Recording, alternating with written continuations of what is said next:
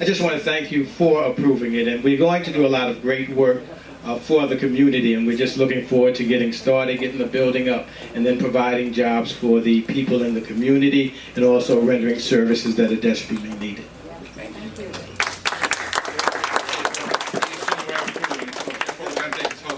All those in favor? Aye. Do I have any noes? Any opposed? Any abstentions? So said.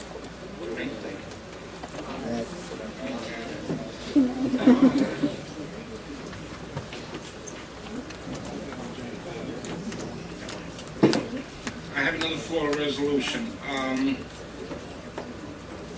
Yeah, this is something that I'm just to kind of bring up to speed real quickly. What we're looking to do is any establishment that's looking to open up any kind of with a liquor license, especially outdoor seating, outdoor cafes, sidewalks, and on, to be able to notify the community of their intent. Therefore, we're looking for a floor resolution on this matter. With that said, I'll read the floor resolution unless anyone has any questions. I'm sorry, and as Matt brought it to my attention, the copy is inside the package itself. I'll read the floor resolution. Housing and Zoning and Economic Development. Resolved, the recommendation of the Bronx Community Board number 10, the community notification petition for new food and drinking establishment seeking board approval for a New York State liquor license or an establishment seeking board approval for New York City Department of Consumer Affairs licensed sidewalk cafe be forwarded to the full board for approval. Motion accept. Motion. I got a question. Bob, I got Bob. I got a question. Okay, on the question, Any, Joe, So is the idea that the owner of a new establishment's got to go around to the community and have them sign this? it's got to notify them. He's got to go out and get signatures Correct. from all the residents Yes. around there if he Right. wants to open a new business. So adjacent to, residents adjacent to the establishment, behind, and in front of. This is on page 6 of the packet. Right, okay, I read that. I just wasn't sure if that's what it, okay. Yeah, so there'll be door knocking, if you will. Well, all right. So basically, no new restaurants will open in the area, in short. No new bars, and no new restaurants will open in the area, basically. New restaurants will That is correct. I mean, I'm looking at the form, and I understand what you're saying, but somewhere on the form it needs to be indicated that this isn't approval. No, it is, there is. No, it is. At the end. To be sure, this petition's purpose is to notify you of the new establishment's forthcoming arrival, or if an existing establishment is seeking a sidewalk cafe. And that your signature is not approval for this document. Because either way, people are gonna think that if I sign this, it means I'm okay with it. Okay, you need them to understand, you just wanna know that you were notified and that information comes back. that sounds fair enough. We know it. You know, I mean, So- just some kind of a indication. So what happens if the guy submits this with no signatures? Well, we no good, we're not gonna approve it.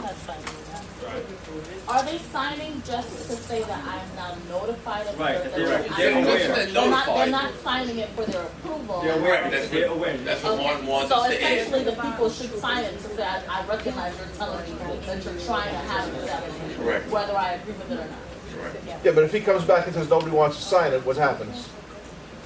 I go knocking on every door and everybody says, I'm not So signing it that'll for be you. noted, in the minutes, and it'll be sent to the Consumer Affairs. So protocol is that they have to do the public notice in the Correct. newspaper anyway, so then the community has the time to review, kind of like. Well, that's why we actually, that's one of the reasons why, because some people say it's full, people don't always, read it, so this is just like a double, protection for us. If they explain it, Yeah. then there is a way to sign it, so I agree with you. This is just to notify the meeting late. Right. Any other questions? We'll take a vote. All those in favor? You gotta count. Everyone, please raise your hand if you for it.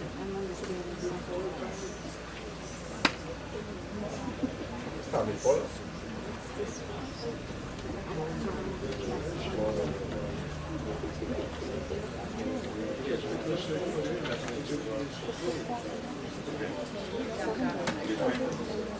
Any opposed? Joe? Two. Two opposed? Any abstentions?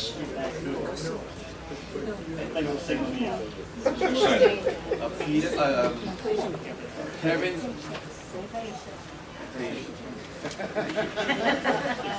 So passed, so said. Gotta put a face on it. And that's the end of my report. Good job. I don't have anything else. Thank you. So moved. Next up, economic development. Thomas Accomando. What begins? Nice and short, right, Thomas? See, Tommy? Nice and short. You want this?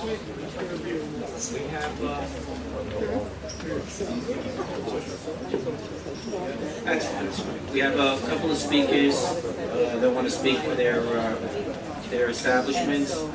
First up is Gregory Pinnock from Garage. Guys, step up.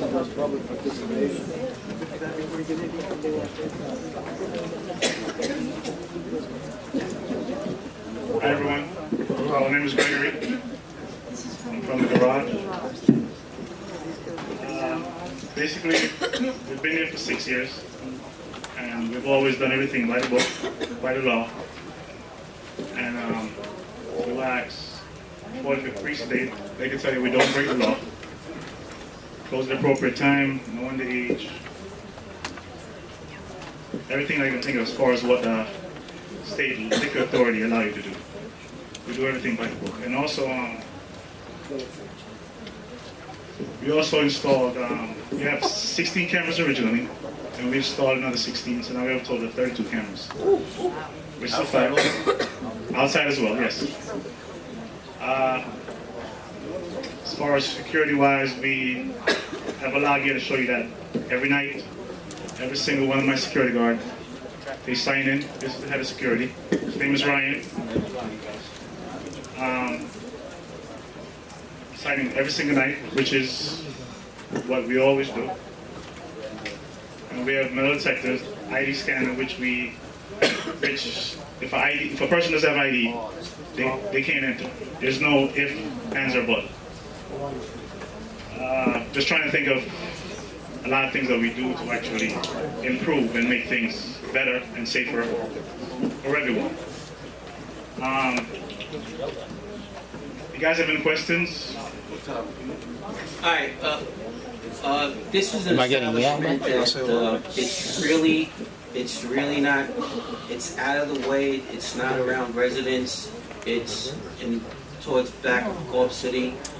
The 45th captain came to our meeting. He was gracious enough to come to our meeting, and we're going to be extending those courtesies to us and coming to us. This establishment did have a couple of situations.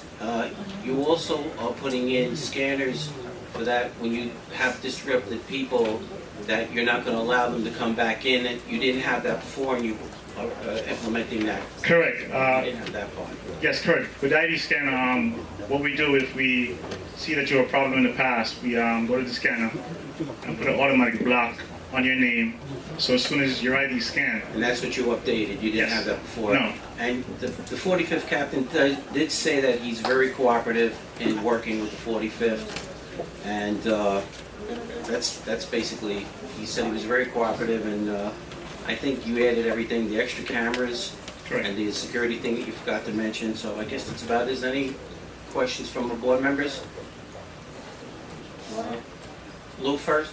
Okay, as far as that scanning, when did you put it into effect, exactly? No, we've had a scanner for about 3 years, but we've never put When did you start monitoring the scanner. Around 3 years. When did you put the block into effect? Oh, when we put the block into effect. Okay, I'll say probably about 6 months. Yeah. Have you had any that you rejected? Of course, yes. Yes, of course. Of course. The problem in this establishment, it's not like the people or residents with noise and everything. The captain was telling me it's the crowd. It's keeping the people that we don't want in establishments, making problems. That's what the captain's concern was about. Bob? Have you instituted a dress code? Yes, we have, Bob. If you like, I can explain. That's a new, yeah, please. As far as for the guys, we don't allow hoodies, sweats, white tees, baseball caps, or any athletic wear as far as, say, jersey or stuff like that. And an age, and what age? But I mean, it's always 21. We always do 21 and You over. didn't make it an over 25. But we're going to increase it to 23. Yeah, that would be helpful. That leads out the kids, you know. Thank The you. kids that are 25 now are thinking like 21 when we were kids. I Nancy? agree. It's basically Thursday, Friday, Saturday, and Sunday.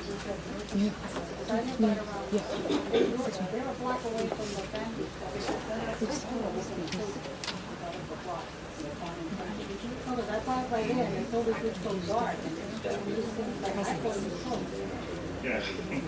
So you only open 4 days a week? Yes, correct. Thursdays is from basically 10 to 4. Well, 34, yeah. And like say Saturdays and Sundays, we do like baby showers, kids sport in the daytime and stuff like that, and night events, of course. Joe? What's being done to better light the area and to keep better control of those who end up in the street coming out of your establishment who are, have a little bit too much to drink? As the Reverend said, you are half a block from a women and children's shelter, and that's not a very good combination like that. Okay, as far as lights, we did add more lights outside. And as far as all the guards know, they know. We have a rapport with the 45th precinct, and they frequent that area, so. Yeah, In other words, living close to your establishment, there are times for very intense days, including one a few months ago where there was a police chase that ended up in Mount Vernon, and somebody was shot outside your establishment. No, to speak on that, these 4 guys, they weren't from my establishment, and they basically did a crime in Mount Vernon, and they did a crime, I think in Yonkers before they came to 2260 Tillerson Avenue. Then the first patron, they parked up aside, and they were rejected to enter the building. There was 2 guys. They came out of a yellow cab. No, 3 guys, and 1 stayed in the car and parked on the side. The 3, they came to the door. The first thing my bouncer said, which we had videotaped, that's what we gave to the 45th precinct, and they can support us in that. And they came to the door, and we told them they're not allowed to come in because 1, they didn't look appropriate, and it was too late, which was around, I would assume, 3:45 or something to that sense. And we told them, no, you're not allowed inside. She was there that night as well. Now, the first customer that stepped outside, he's going to a cab with a female. The gentleman, or the guy, I want to call him a gentleman, because of what he did. He ran up to the customer, snatched his chain, ran down the block.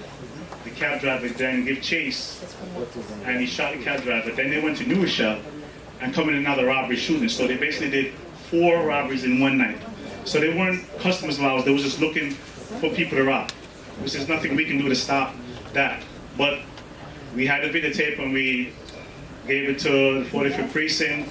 I personally went there and handed it to a guy detective named. I've been very cooperative with the 4-5, but my concern and question is there a lot more training now that you've given these security guards? What can we do to actually stop incidents happening around your facility, which expands into the community effectively? Okay, at the end of the night, before we end, we always reach out to Sergeant Dean and let him know that we're about to end, and he will pull up in front. I give him 15 minutes head start, and my guys know to walk everyone off the street as far as you got to go left and right. You can't hang around, anything like that. And Sergeant Dean and his staff or crew is always there. Okay, John? Well, he said he wants to be there. Yeah, but he said he wants to be there. If anybody, excuse me, John, if anybody doesn't know, Mr. Dean is the officer that really goes around to the bars. He works really close with them. So when they reach out to him, he goes over and if there's any problems, he tries to get there ahead of time and let the crowd disperse. John Morano had a question. If you're only open 4 days a week, to that point, do you leave your lights on, the rest of the Yes, outside lights? yes, they're always on. They're always on. We don't turn them on. They're always on. Kevin? The only question I have, not to just to the board in general, is, like you said, great, thank God you have a rapport with the 45th precinct. But if, unfortunately, on the other end, if the 45th precinct is always there with a second car or a car like that, that's one less car that we have for the community or the students to begin with. That's one less car we have. But if there's another crime committed on another end, if they're sitting there, sorry, there's no fun intended, but they were sitting in your crowd going out, and there's a serious crime going on the other side of the community board, that could be an issue. Not, and I get it, it's not your fault, but it's something I just want to address. All right, I think that, I just want to say one thing. let's wrap this up, okay? I would love to be the one to wrap it up. I was at the meeting with the garage there. There were a lot of issues that were brought up. It seemed like the owner, and this was corroborated by the sergeant, has been very cooperative with whatever the board has asked of him, as well as what the people of Cleveland has asked of him. As of the last meeting till now, from what I'm hearing, and if I'm correct, he's installed some more cameras, which I remember myself and someone else suggesting beefing up and increasing the security. So, in terms of having precinct presence there, it's kind of a double-edged sword. We can't ask him to do better, and then doing better is what he's doing, and then criticizing for it. It kind of has to happen that way until the crowd gets used to seeing that, and then the crowd will change. That's the hope. My very last suggestion, even though you've already changed the dress code based on some of the suggestions you got, would be to change, at least for 1 or 2 nights, the footwear. I know that sounds however it sounds, but it's true. People may behave a little differently in shoes with soles and heels than they do with rubber bottoms. You know, so even if it's just 1 of the 4 nights or 2 of the 4 nights that the dress code is a little bit dressier, you will also start to see a change in your clientele. The age will change and they'll probably spend more money because they'll probably have more. Thank you, Taisha. We're going to wrap it up with 2 more people. Mr. Prince? One thing I'll say, you came up, you weren't truly forthright, because we did have a problem with the place, and you did correct it. But you said, no, we never had any problems, and there was problems. I think when they had to bring lights out, these lights and the underage, I was the chair at the time, so I know this, right? I'm satisfied with the changes that you made. Just didn't like the fact that you came and said, no, we never had problems. You acknowledge your problems, and then you let us know that you should solve them. I just feel that, and it needs to be known by everyone else. That, yeah, we did, and you did handle it, and you did have a good relationship with the precinct as a result of that. But don't indicate, no, we didn't have problems. Thank you, Martin. We just want checks and balances. That's what we're looking at with everything. No problem. Reggie, last question. I live right down the street. What percentage of your staff lives in the neighborhood? Percentage of our staff in Yeah, the how many neighborhood? jobs have you opened in the neighborhood? I think my whole entire staff is in the neighborhood.